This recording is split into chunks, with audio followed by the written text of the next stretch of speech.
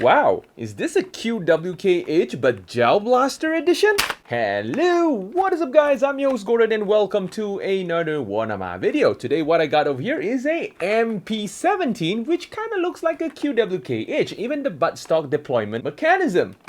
Take a look at that. And this blaster even comes with blowback. The movement is kind of funny though, and this over here is not a foam dart blaster. This is actually a gel blaster, which kind of looks like a QWK Edge, or should we call this an MP17? Because obviously this is not from QWK. And this is all thanks to Mac Potato, because I actually found this in one of their warehouses. Mac Potato is a local Malaysia online foam dart blaster sellers who even sells gel blaster. So if you guys are interested with one of these, all the necessary information will be provided in the description down below.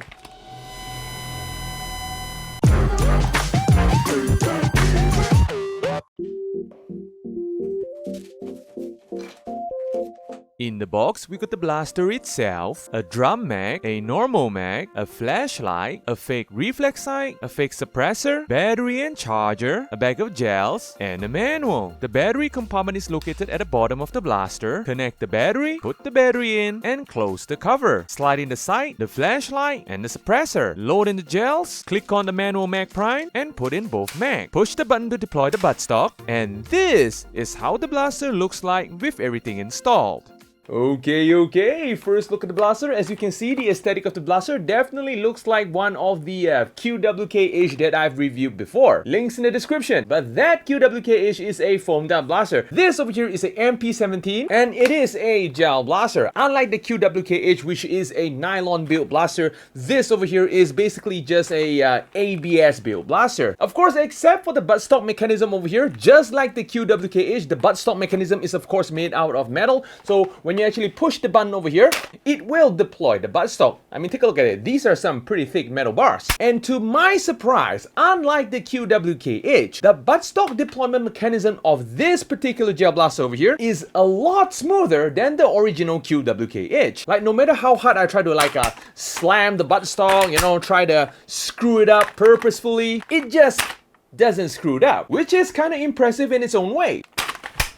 I can do this all day long. To me, the length of the buttstock, just like the QWK Edge, is just okay. You know, it's not too long and it's not too short. Just that every time when you try to collapse the buttstock, you need to hit the buttstock a little bit so that it will collapse in there. Nothing too complicated, but kind of brutal. The blaster over here actually comes with two magazines. As you can see, one is one of those straight mags. Maximum capacity of this magazine over here is not a lot, probably around 50 to 80 rounds. And in the same time, the blaster also comes with one of these higher capacity magazine over here, which is the drum mag. Supposedly 500 rounds is not an issue. Unlike the QWK Edge, the grip of the blaster over here is a bit in the smaller side though. Well, one of the main factor because I have huge hands, but generally, I think most people will be able to hold this blaster comfortably. The trigger pull is nice. Sadly, it only comes with one mode, which is full auto. It's kind of cute, isn't it? And just in case if you wanted semi-auto, some trigger discipline might work.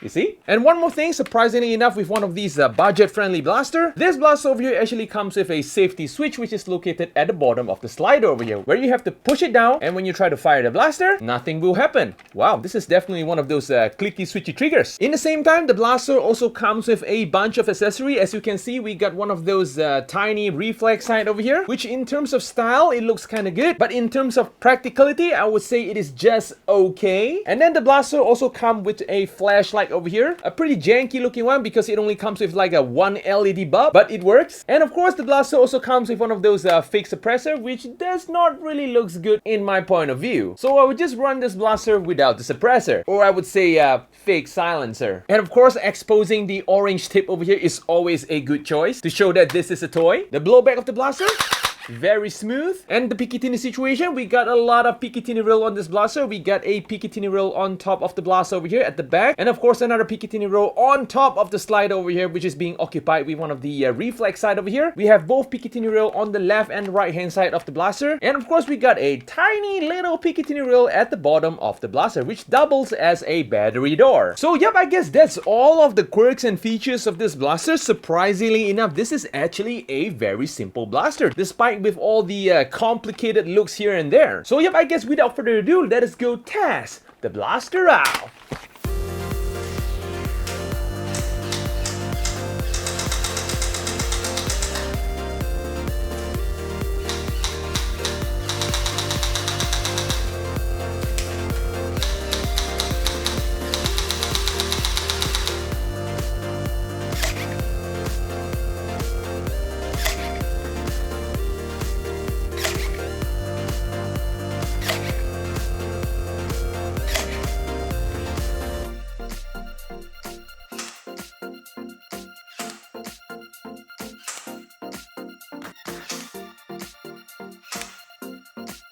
Okay, we are back, guys. So the performance of the blaster is not that high. The number is definitely not that healthy. The blaster can only fire around 100 FPS all the way to 105 FPS. Definitely not a healthy number in my dictionary. This blaster can barely goes around 10 meters. But of course, hitting a target in 10 meters, I don't think that is too much of a challenge. It is still doable. Surprisingly enough, with all the blowback movement, the gels actually travel pretty straight. The blaster over here don't really come with mag prime. It comes with one of these manual pressing mechanism for the magazine over here. But of course, most importantly, operating this blaster, I did not encounter any jams at all. One of the most impressive part of the blaster is definitely the buttstock deployment mechanism. So far, no matter how hard I try to screw up the buttstock deployment, it just don't want to screw up. It works perfectly and flawlessly. So I guess this is a pretty big plus point in my opinion. The blowback of the blaster,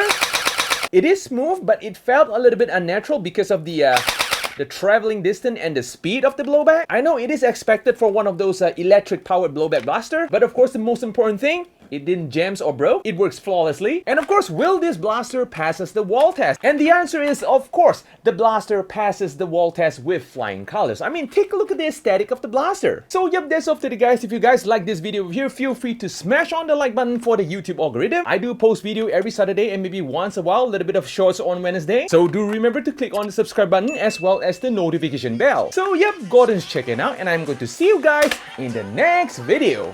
Adios, guys!